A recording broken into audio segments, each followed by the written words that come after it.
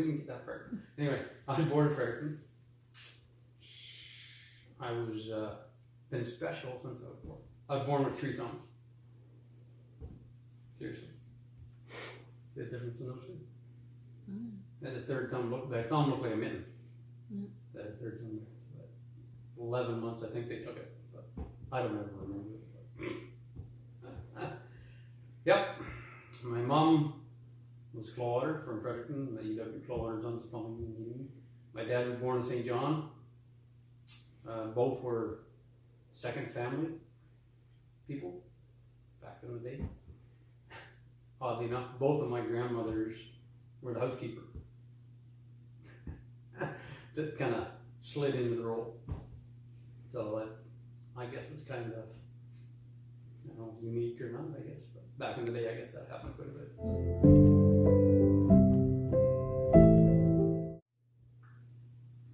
My mom's a saint. She's been my rock, I guess you will, my whole life.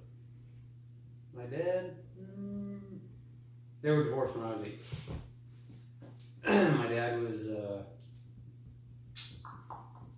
for lack of a better word, he wasn't such a nice guy. He had MS. He died when he was 51.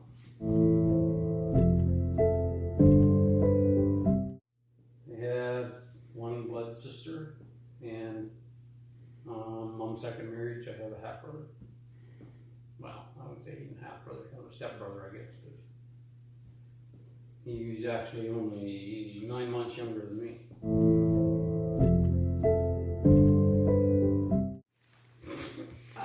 It's always in trouble.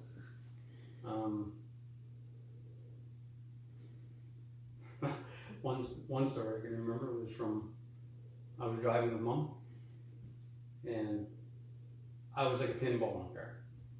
No seatbelts, no nothing, right? And where Wallace Avenue is, where Kentucky Fried Chicken, those guys is right there, we come down the foot of the hill, and I told Mom, I said, I'm going to do something. I reached right over, put both hands on the gas pedal. Just floored it. She just freaked. She grabbed a hold of me, threw me in the backseat. No seatbelt. Laws back then. That's kind of I won't say a highlight, but that's the way I rolled. My sister was, she was quiet. Donna would take a book, she'd go in the corner, disappear. You'd go back 3-4 hours later, that's where she was. Mom used to have to tie me up in the backyard so I'd stay home. Bit of a wandering soul, you might say.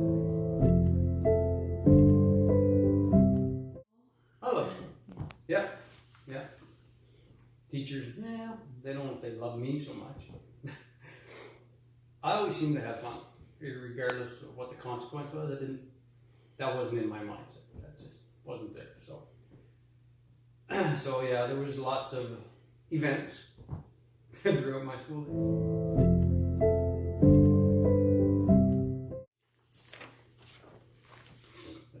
days.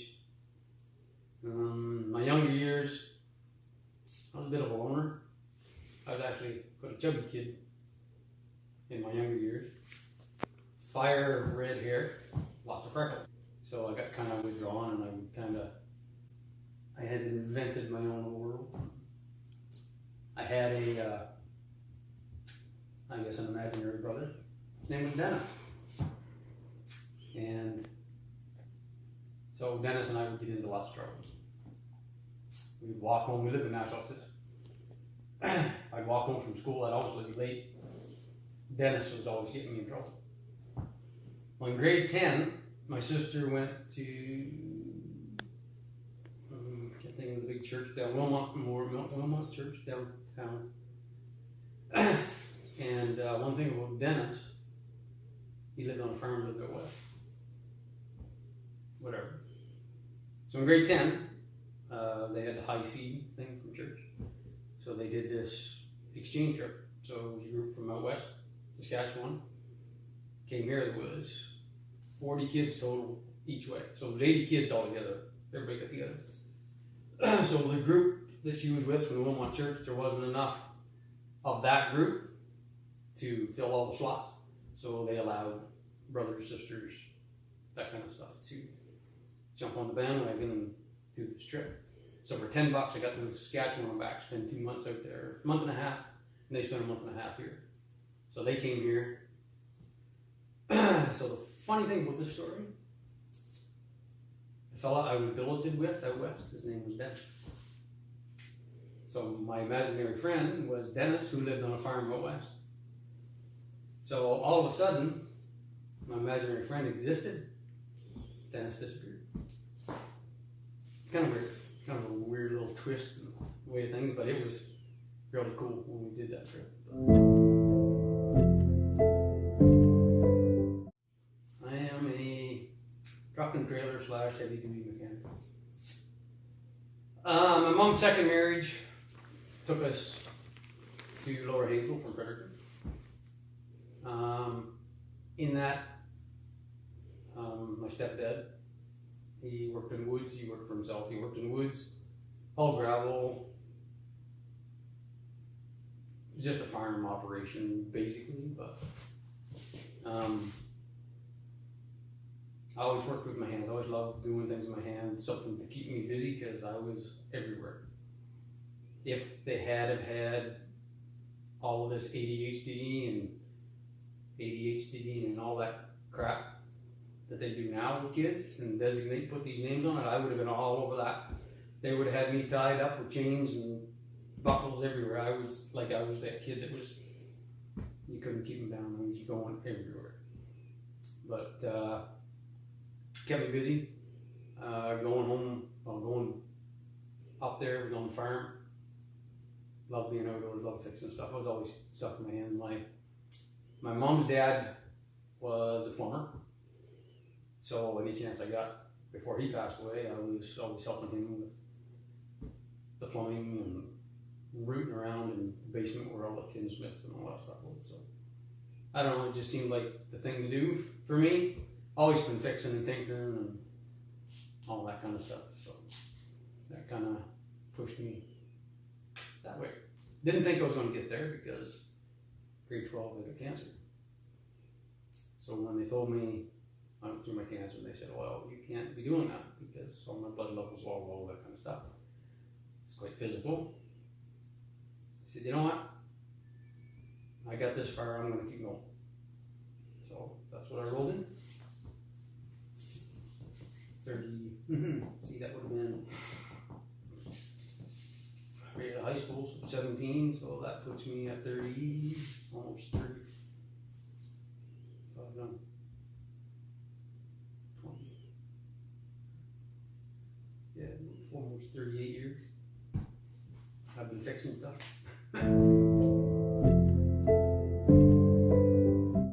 When I was 17, last year high school. I've had 4. Yep. Last year high school, I got sick when I was 16. Christmas break of grade 11. I got the flu. I lost 38 pounds in 9 days. So something was wrong. I was real draggy. Went to the doctor. I had a lump on the side of my neck. Both sides were great. What would that be? Didn't hurt. I could roll that thing up and down my neck all over the place. Under my collarbone. Never thought nothing of it. They decided to do a biopsy. So they took that one. So the results of that came back. So what it is, well, we got to do more. So that was Christmas break of grade 11. So January of 1981. I graduated 82. Yeah, so January, Christmas, January, like December, January of 81. They did some blood tests, stuff wasn't right. I still never, the rest of the year I never gained any weight back. Got tired real easy. So in June of 1981, after school ended in June, I had about a week or so. Then I was in hospital for the whole summer. They brought it, they did this test, they did that test. Kept asking questions whether, What do they think it is? Well, we're not sure. We got to do another test to compare this test with this test and this test and that. Well, that went on all summer, 2.5 months. So I spent that whole summer in the hospital. Got some interesting stories from there too. That's I was in actually in the burn unit at the Chalmers, which is 3 West now, which is actually where oncology is. It's kind of ironic. I was put in a room with a young fellow named Patrice Homage. This guy was almost 7 feet tall. He was in a car accident. They were smoking, and when they rolled over, the matches and the cigarette packages caught on fire, and he had 3rd-degree burns down most of his right side, I think. Burnt both of his legs pretty bad. This cat was tall. Like, the hospital beds are fairly long, but this much of his feet hung over the end. So I get into lots of trouble that way. Well, let's say I was only 17. Turned 17 in June of that year. So we did lots of stuff. The nurses never knew where we were going to be. We had an empty room across the hall. We'd roll one bed over into that. They'd create another room. They'd come looking for Patrice. Patrice was his name. I put him over there. Just antics, just terrible, just like that. So, but anyway, they did tests all summer. One test they said, kept having to say they had to confirm the other. Towards the end of that summer, back then, the Chalmers never had a oncology unit. So any cancer doctors that came from St. John. So up until probably the last part of, I'm going to say about the 3rd week in August, there was no mention of ever of cancer. Not to me, or Mom. So they kept doing tests and doing tests. We kept probing and probing. I was getting frustrated, of course. What's wrong? Something wrong. So they used to come up on a Wednesday from St. John once a week, and they had a clinic for any cancer patients and stuff that would come up. So the surgeon told me, he said, we're going to get a doctor from St. John to come up to see you. So I said, okay, what does he do? He's an oncologist. Never had heard that word in my life. And if I did, I never registered what an oncologist did. And they said, he's a cancer doctor. And I said, what? That was the first time I heard the word cancer. And that's been going on since January, all right? So from January till middle August. So he came up, that was, I want to say, that was the middle of, say, 1 week. So this was Tuesday the next week. He came up and he said his name was Dr. Sambrook. He was a doctor from oncology in St. John. And I said, that's cancer, right? He said, yeah. He said, nobody told you? I said, no. They still didn't know. They had an idea it was cancer. They didn't know what it was. It was acting really weird. Special, just like me. I've always been kind of. Anyway, so he said, we're going to get you to St. John and run some tests. So from the end of June, school was out, to late August, these guys ran test after test after test, and blood tests and all this crap. So they took me to St. John and they ran all of those tests again in less than a week. At the end of that week, it's getting on to coming back into school. So I was going into grade 12. So going into grade 12, they sent me the week, 2 weeks before that. So we've been around the end of August, 1st September. So I go down there to do all these tests. And it was the week before I was supposed to start school. So I said, well, what do I do? Do I go back to school or whatever? What do we do? No, keep doing what you do. So I went back to school. Went the first week of school, and then the Tuesday of the following week. So I can't remember then if it was, usually you go a couple of days and then you get the weekend and then you start a full week. Then it seemed to me it was something like that. I can't remember for sure. But anyway, Monday, Tuesday of the next week, the surgeon called that I'd been dealing with in Fredericton said, I'd like to talk to your mom. I said, why? Well, I need to talk to your mom. Well, back in those days, you didn't talk to the kids. Well, I was 17. So anyways, talked to mom, and I knew when I passed the phone that he was going to tell me that it was cancer. But he told her, he didn't tell me. She said, for starters, thank you for telling me, but you need to tell him. This is all about him. So he did. It was a good cry. I can remember that, just like, there it was. So, anyway, we got over that. Shook my head off. The following week, I was in St. John. They diagnosed me with non-Hodgkin's lymphoma, which really wasn't what I had, but it was the closest thing that they had for a name to what I had. Non-Hodgkin's usually deals with one of two types, either a T cell or B cell type lymphoma. T cell, I think, is the big cell. T and B is the small. Either way, mine was both. So a little extra special, as I've always been, in many ways. But yeah, so away we went. That first round of treatments I had 7 months chemo, once a week for 7 months. They told me that I probably shouldn't go to high school. I said, well, I haven't missed a grade yet. So if I have to stop, I'll stop. If not, I'm going to do my best to keep going. So I missed pretty close to 3.5 months of school. One of my nurses in St. John ended up having her BA, Bachelor of Education degree, by TBE, I guess, or whatever. So when I was in St. John for any length of time, she would come and tutor me. So I still come out of it. I graduated in June. After graduation, I went for 2.5 months of cobalt radiation. So I was, I call it shake and bake. So chemo was a shake and chemo, the radiation was a bake. So yeah, I was baked and fried. Went 4.5 years. Relapsed. They tried more chemo because I'd already had a bunch, pretty strong stuff. They had to change it, so they tried a drug that backfired. That was methotrexate, which I still have scars from. I have scars inside my cheek about that wide, both sides, throat.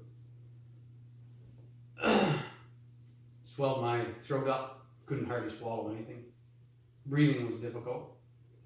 A lot of liquid stuff. Pureed, pretty much. So, yeah. Then I had about 6 more months of radiation from that. From that round, I got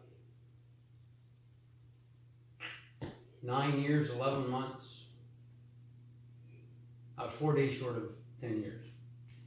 So whatever that 9 years, 11 months, and however many days equates to, yeah, that I relapsed again. In that second round, well, because of the first 2 rounds I had, they told me that my chances of ever having my own children were like slim to none. So, anyway, whatever. In that 10 years, I had married and 2 kids of my own.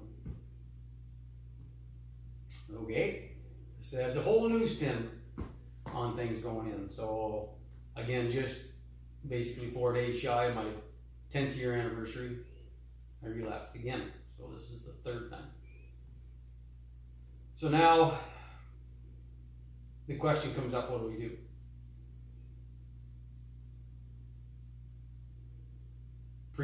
Two previous rounds of cancer had a bunch of different drugs and radiation, so now where do we go, right? Well, then they started talking about bone marrow transplants. So, okay, where do you go for this? At that point, they hadn't been doing very many in Canada. So, thus ensued a trip to Toronto. Toronto had done the first bone marrow transplant at that point. They had only done a handful. First thing they do is a bunch of more tests to see if you're a candidate, if you meet the criteria to actually have a bone marrow transplant. Well, thought in my head is, okay, I've had this, now this will be the third time, you know, what do you got to do to meet this? Well, there's way more to the science of it, I guess, once you get into the nuts and bolts. And so I had to go to Toronto for an interview. So off we go. Dr. Crump was the head of transplant coordination at the Toronto General. So they had to run a bunch of tests. So there has to be certain criteria met to see if, yes, you qualify to do a bone marrow transplant. Blah, blah, blah. There's a huge grocery list of things you need to meet. They did bone marrow aspirations.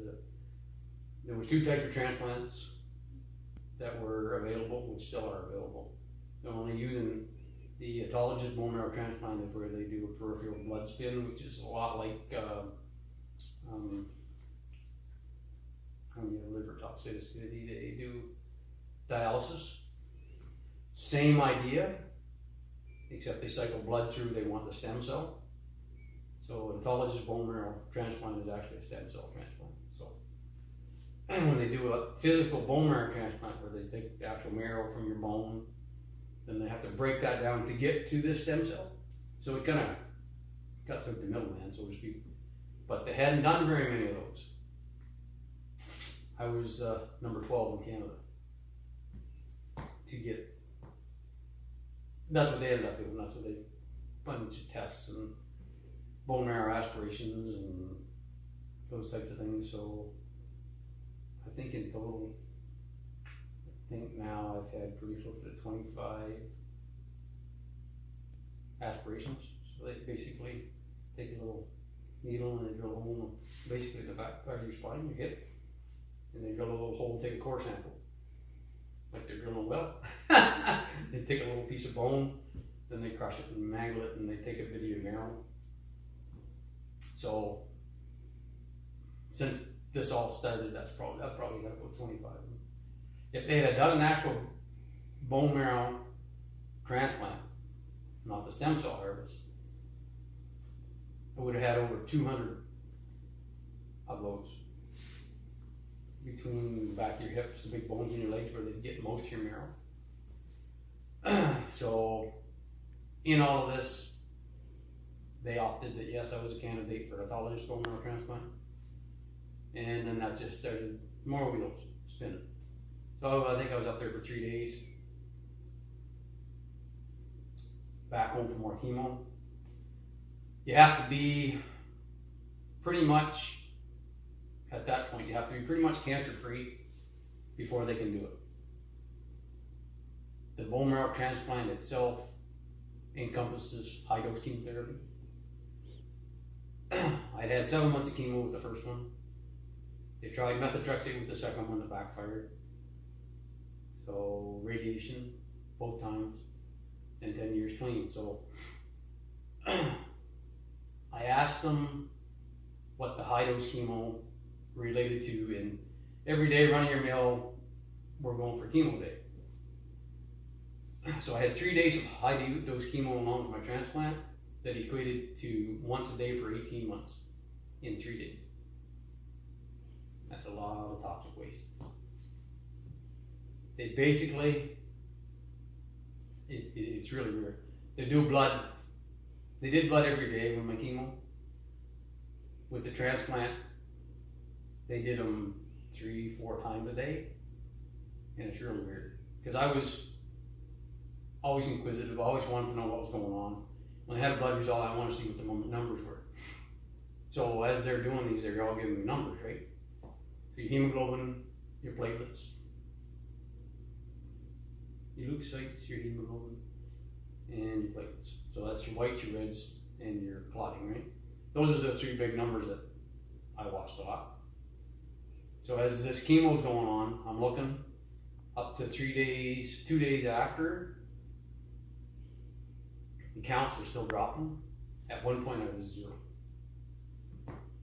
Yeah, my blood results, everything on the sheet was 0. So basically, you're kind of like a walking corpse. Your blood is liquid, but there's nothing in it. They wipe you right out, literally. So you have no immune system, none of that stuff. It's funny, my sister went, she's also an RN, and she went with me the day I had my last high-dose chemo. Probably the worst thing on the planet you could eat for bacteria and stuff is a hot dog off the street in downtown Toronto. That's what I wanted. I walked out, downstairs, out to emerge, across, and I got a hot dog. They said, "You did what?" I said, "Yeah." But anyway, like, just because of the bacteria, you have no immune system, they wipe you right out, right? So I asked them, I said, if I could go for a walk, and they said, yeah, okay. Didn't realize what was in my head and where I was going. I get back with this hot dog, and I said, "What are you doing?" Freaking right out. So, well, if you gotta go, at least I'm gonna go on a hot dog. So that was transplant number 1. That was the initial part of it. They wiped you out. Counts went to 0. My first transplant, I actually did my isolation in St. John. So they flew me back to St. John for my recovery. So before they can start giving you your stem cells back, which is before I left Toronto, you have to be pretty much clean of all this high-dose chemo, otherwise it'll kill what you're putting in. So after the 3 days of high-dose chemo, I had 3 days of, I call it super flushes, like Drano. It was mainly lots and lots and lots and lots of fluid. So I was in a 4-bed ward, and the last 4 in this room all pretty much had the same amount of toxic waste. So now everybody's getting this flushed out. There's 1 bathroom in the ward, right? So yeah, it was a bit of a fight. So that ensued some laughter and some, holy crap, I gotta go. All those kind of things. So after that, then they give you your bone marrow back. They, I don't know if they call it cryogenically freezing or not. Every time you go, before I had my high-dose chemo, I had to go for harvest. So they actually do a bone marrow harvest. Then they'll freeze it. They inject it. They make it clean. Make sure it's clean. There's no cancer cells, no traces, no nothing. But it's frozen. So on transplant day, to give your blood barrel back, you've got, I had a line inside of my neck called a Quinton line.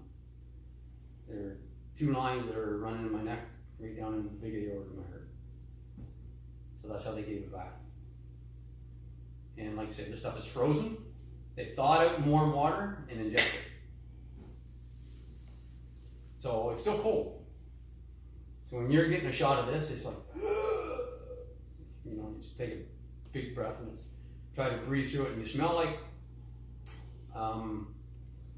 what they compared it to was, I don't know if you've ever had cream corn very much. Like, I know a lot of kids as a kid, we always had cream corn.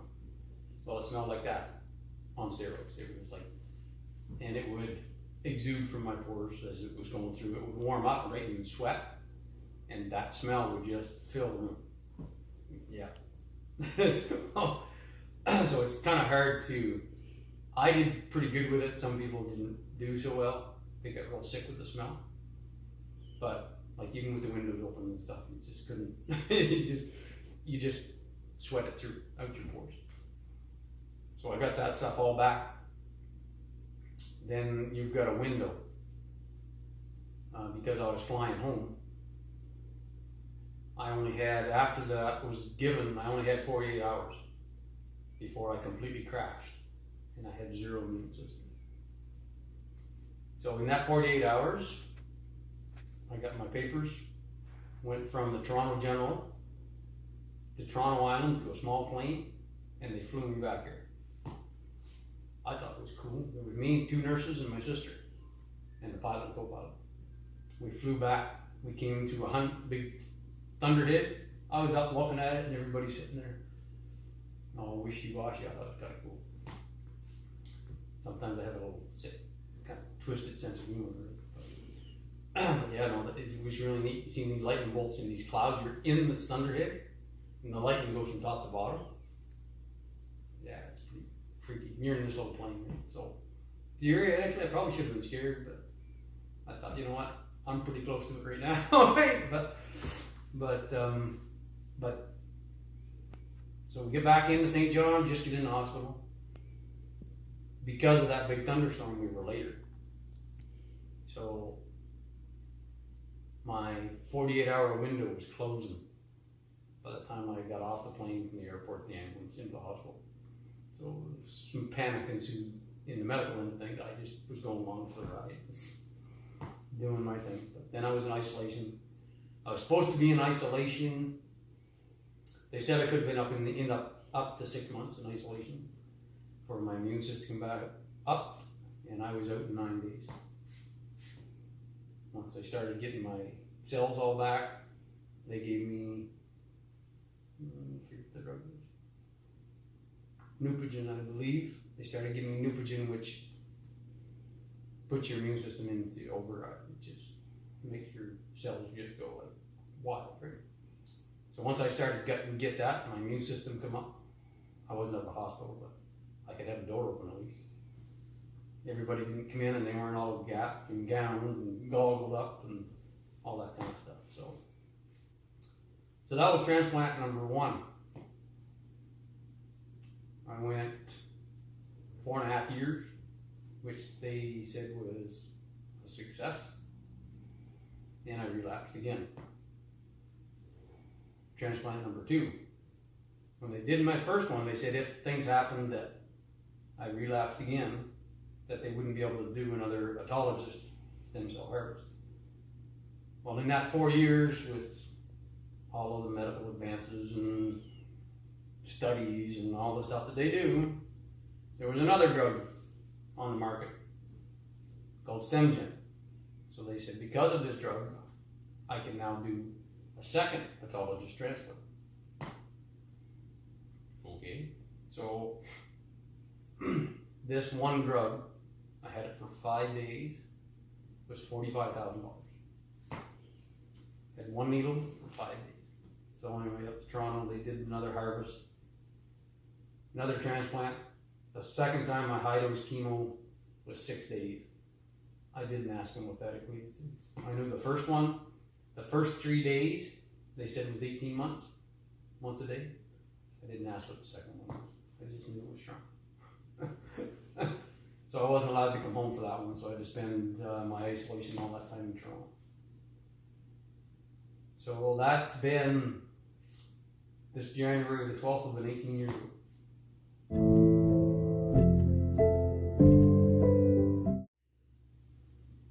When I was told at 16 I probably wouldn't see 20, that was the biggest change. And yeah, you really look at things through a whole different window. Like, little shit don't matter. You get a cold or you hear people whining and complaining, like, really? You know, but you do. You look at things, you appreciate stuff way more. You know, like this time of year, the color of the leaves.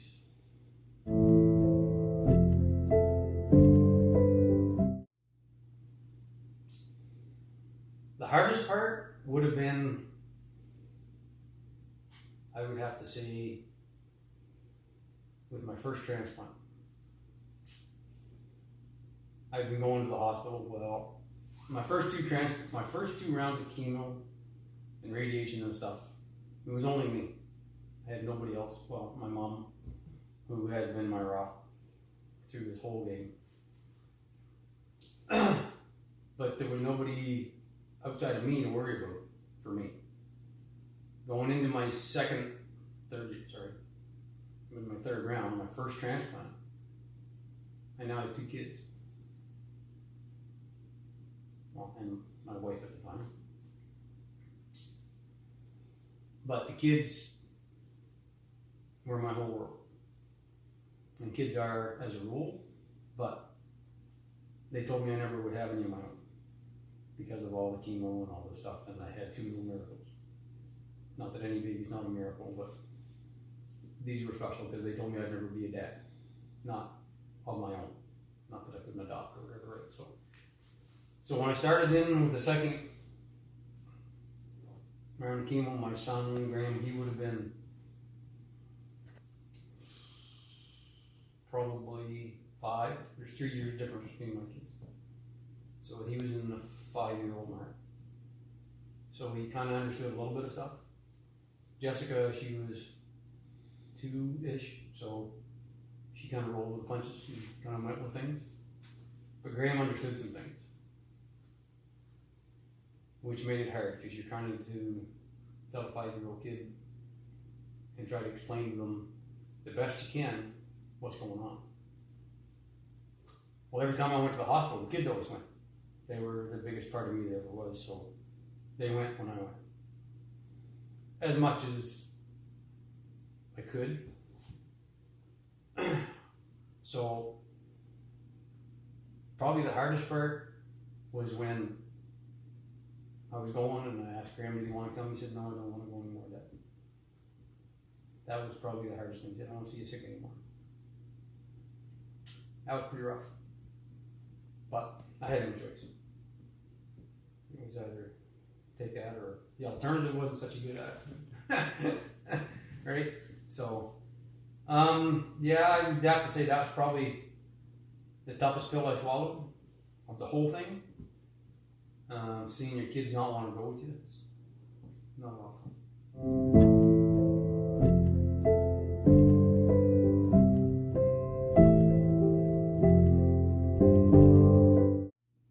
Well, oddly enough, in 2006, all of this was, for the most part, over. If you're a cancer patient, it's never over. There's 2 sides of the cancer. There's living with it, dealing with it, and living with it. So both, when you're in it, you know, have an idea what you're dealing with, and you deal with it that day, that hour, that minute, that you have to. All right, all that's gone. All right, the doctors are all gone. You're all good. You come back in a month or 2 months or whatever they have you set up for, or scheduled for checkups.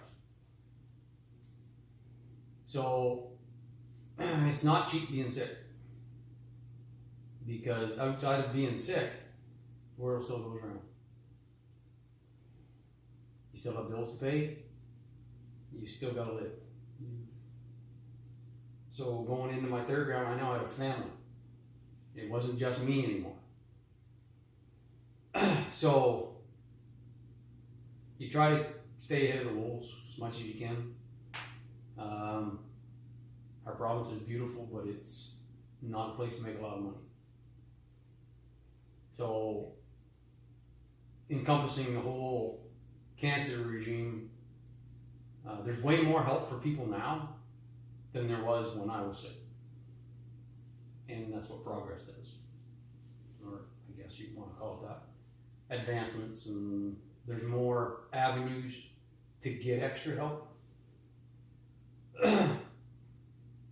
When you're sick once,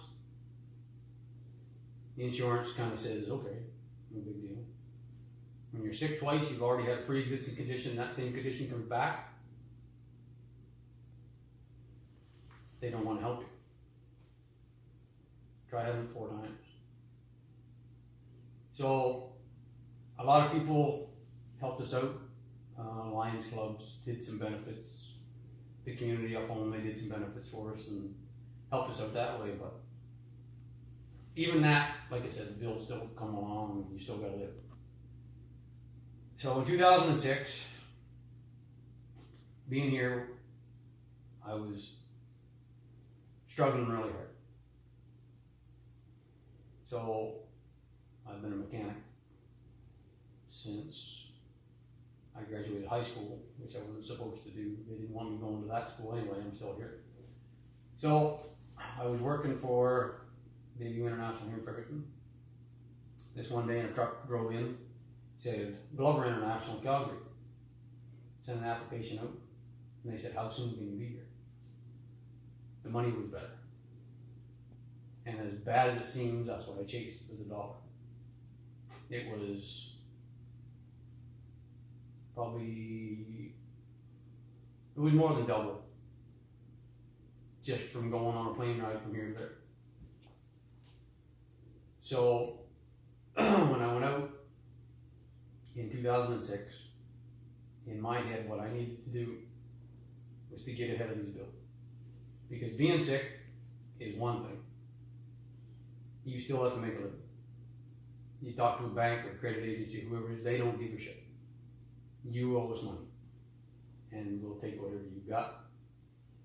Or bankrupt you, or whatever it is we got to do to get our money. They don't care. They got no compassion. They got no nothing. So in my head, I had to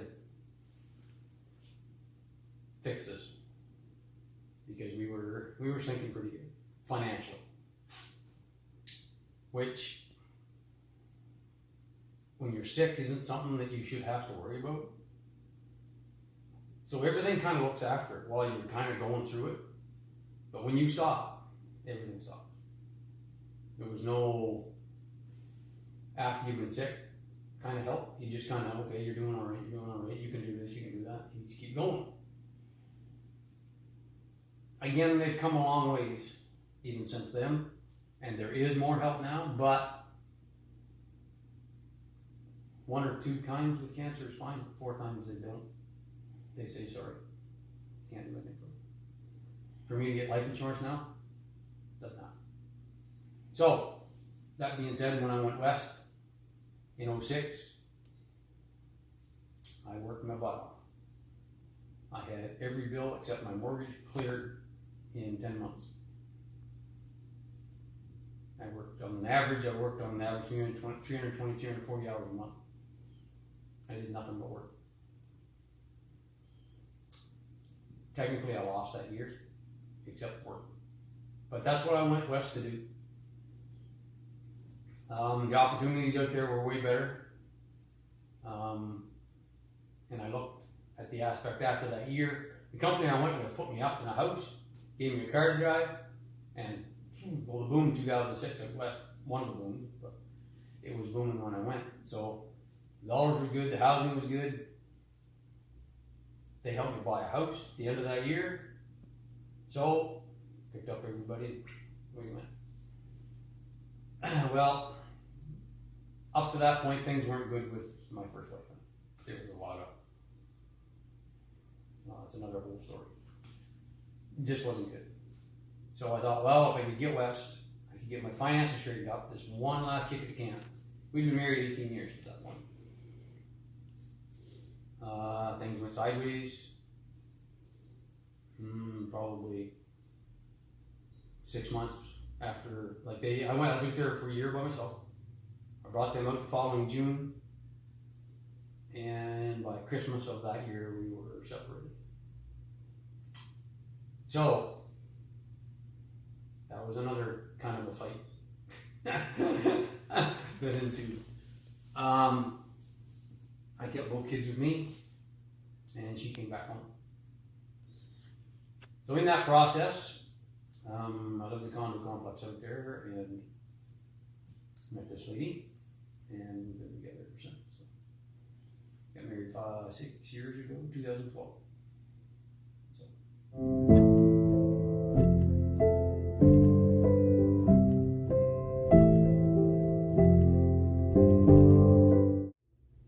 Talk. Lots of talk. Without communication, I know with what I went through,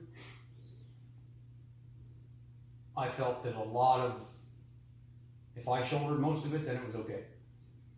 Like whatever was going on, smile would cover a lot of hurt, right? So that's what I did. But it rips you apart. And you do things, you get tired, you do things, you get a lot of stuff in your mind, you don't sleep. It just exasperates and snowballs the problem. And anything that you bury after a while, it's like you plant something, it's going to grow, right? So the harder you try to bury it, sometimes the worse it makes it. So, like, part of the problem in my first marriage was that. There were other issues too, but that just snowballed everything. So when it comes to any kind of relationship, I don't care if you're just your first date, your last date, you've been together for 50 years. If you're not talking, you're not going to stay together. And everything, even if it's weird, queer, odd, this is a weird subject, talk. It's a big thing. Communication, I guess, would be a better.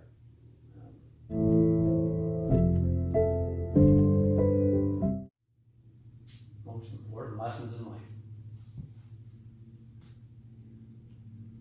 Don't take anything for granted.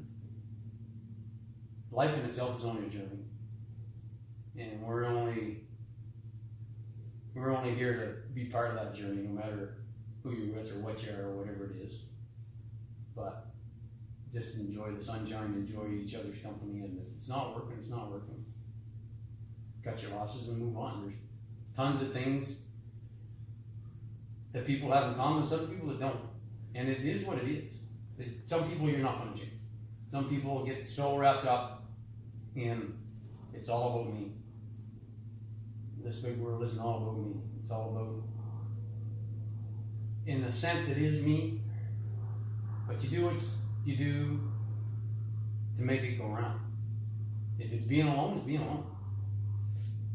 A lot of people get lost in themselves, I found.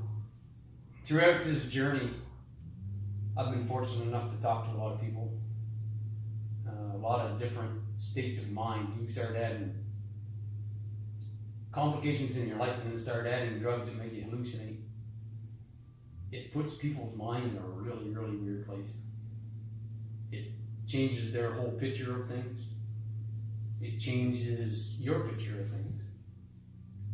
Like what I look at, the little stuff that you worry about, just don't matter. At the end of the day, it don't matter. Because most people are going to go out of this world with the same thing they came with. And you can say the shirt on your back, but nobody came in with a shirt on your back. But it's, I've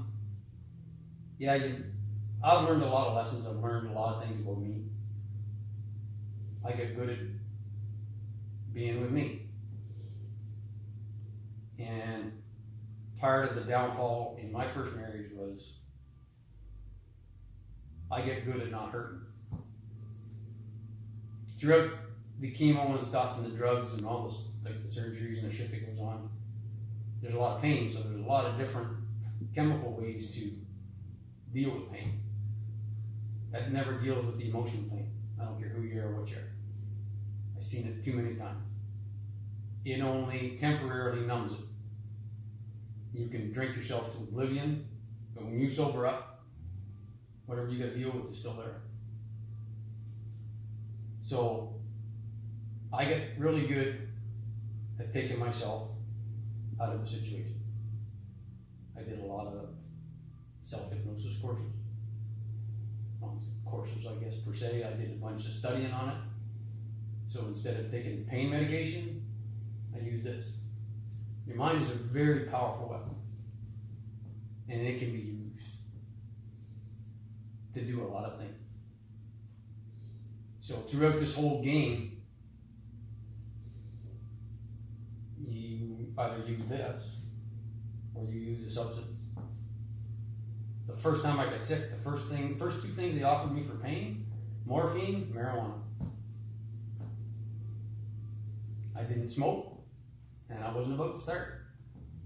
So I took morphine. So for 7 months I took morphine for pain. They say it's not addictive. It is. Highly. I spent 6 months in drug rehab. Along with all this other stuff, right? So you get all these things, like there's stories, and then there's stories, and then there's more stories. So I choose to make or find the best I can out of every situation. Sometimes it's hard to find. Sometimes that silver lining is buried under 4 or 5 sheets of burlap. Sometimes you just keep cutting through it to get it. But your mind is a very, very powerful tool. And if you can harness even just a quarter of that, you can literally move mountains. But yeah, like, you either learn to cope one way or another. I've seen people die, I've held people's hands and they've died. I've watched people waste away. They didn't want to hurt, so they've either drank themselves or took drugs and have died.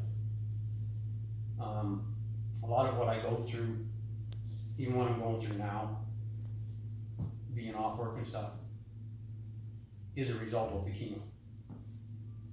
It's affected my heart and my lungs. To what degree yet, we haven't decided or haven't figured it out. But through this whole thing, they say, how many drugs do you know? Not any. I take some supplements, but I'm not on any drugs.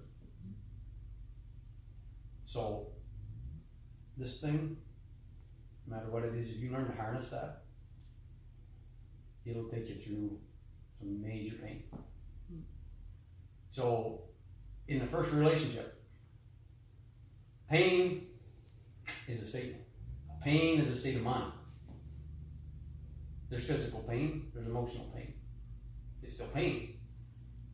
I learned how to deal with that very, very well. I can turn it on and off just in a snap. Not so good now because I haven't had to. But while I was going through the chemo, I opted not to take any more morphine, and I wasn't about to take a bunch of pain medication. So I used my head. I could shut my eyes, I could be in the most beautiful places in the world that I'd never ever been to. And I could stay there, no pain. Problem with that is, it's a real fine line. Again, pain is pain, whether it's emotional or physical. So when you get in a relationship and somebody tries to hurt you, emotionally, shut it off. So you become cold. It's a real, like I said, it's a real fine line. And that's what happened with my first marriage. My first wife became very selfish to a degree. And I can kind of understand why, because every time I was sick, it was all about me in everybody's eyes. And she kind of got pushed to the side. But when all that stopped, that part for her didn't stop. It always became about her, so it emotionally kind of, but I could say I don't care, and I didn't, because I could just shut it off. So you have to be very careful with what that'll do, because you can sit, and I had sat with different people at different stages of their life, end of life, beginning of life, through torment and struggle, and you can channel your head in any one of those, depending on what it is. Sometimes a little harder than others, but it's a pretty amazing tool. Like, we only use, what is it, a third of our brain? I don't know, maybe I got a little more than that now, but I'm sure I've fried a lot between all the chemo and all the drugs I've taken, but that's what they're telling me is caused my most recent condition. So.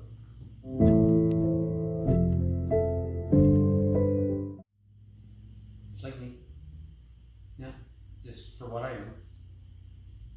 You know, if I can make somebody else laugh, or beat my ass just a little bit. We used to do that. The reason I say that, when I was in the hospital, when I was going for my cobalt radiation and stuff, there was actually like a hostel, part of the hospital. So it was medical patients, it was cancer patients, it was a whole bunch of different things, right? So everybody was in a different area of what was wrong with them. A lot of people were they were in this hospital because they needed to be there to have 2 or 3 tests. So you were kind of admitted as an outpatient, but you were in the hospital. So if they needed you, they called the ward clerk, boom, you were up there, down you were downstairs. Because they can do more tests when you're in the hospital than they can if you're an outpatient. It's easier for them to roll you through. So in this ward, I said, there was medical patients, there was people there with recovering from surgeries, there were mostly a lot of people going for tests, and cancer patients who were going for cobalt radiation. you needed to be close to a hospital, but you didn't need to be in the mainstream hospital. So we had a lot of fun. We had some of the people I was with, we were all about the same mindset that laughter is the best medicine. And it is. It's hilarious. We play cards till wee hours in the morning. The front door usually is locked, but the nurse's entrance is always open to the back door. You could get beer and pizza at 2 a.m. You could, when you're in the hospital and you have a group of people that are doing tests, a lot of them require you be flushed in. They're doing either colonoscopies or things like that. You need to have antibiotics, right? So there was different times that there's one lady I remember, she was going the next day and she had to have an enema to be cleaned out because that was a colonoscopy she was going. Well, she had this pink night on and she had taken this stuff to clean her out. Well, we were all in the TV room and we were laughing to kill ourselves and joking and making laughs. Well, she came in the door like here, and it was like this room, and she would sit on the edge of the couch, stop, try to hold back from having to go to the bathroom so fast. We were laughing and joking. She wanted to hear a joke. Well, we kind of see her just squirm a little bit, and I forget her name. We actually was going on. She said that whatever she had taken was kicking in, and she was going to have to run to the bathroom. So one guy and I, his name was Paul Booker. He had fell 8 flights in an elevator shaft and crushed his spine. He was walking, he was never supposed to walk again. So he was having some therapies and stuff like that. But we were kind of like had the same mindset. So if we could make somebody laugh, all together. But we were laughing at this lady because the more we laughed, the harder it was for her to hold back from going to the washroom. So this poor pink nightgown, anyway, she's froze it up and anyway, run down the hall, down the back of her nightgown. Oh yeah, it was too funny. It was too funny. She laughed. I'm sure if she's still alive, I don't know. But just stuff like that. But we did what we had to do. I don't know if we had to do it or not, but what we wanted to do to make light of a bad situation, I guess.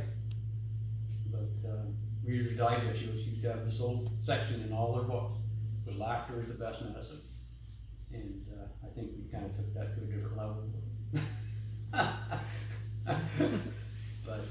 But we did. Like, I mean, yeah, we had some serious problems, but you know, today is today. What happened tomorrow happened tomorrow. What even yesterday? You can't change that. And what's happening tomorrow? Who knows? Who cares? You wake up and you take that and run with it. And that's kind of has been my philosophy. As much as comes around and goes around, life is hard, and a lot of people make life harder than it should be. A lot of people worry, in my opinion, about things that will never ever happen. So you lose too much precious time. You look at like a day like today, sunshine, the trees, you watch the squirrels out there fighting. It is what it is. But you enjoy the best part of your day the best you can. Try to find that silver lining, is what I try to do. You know, I'm off work for about 3 months at least. All that chemo, you don't get away that unscathed. So they diagnosed me now with congestive heart failure. One of the drugs I first had was called adriamycin, and that's one of the after effects of that one. And that was when I was 17. So I've had doctors tell me that I shouldn't be here. I said, I guess I'm glad you're not calling the shots. I'm still here. I've had people I knew years ago, and then I went away for a while, out west, and I came back and looked. I've had them pass out in front of me. They think it's all good. Kind of funky. Things like that. I mean, stories lead to stories. I could talk all day, all week, all night. And like I told you, anybody wants to hear my story, I'll talk. We got one last question. What's one thing you know for sure? One thing I know for sure? Yeah.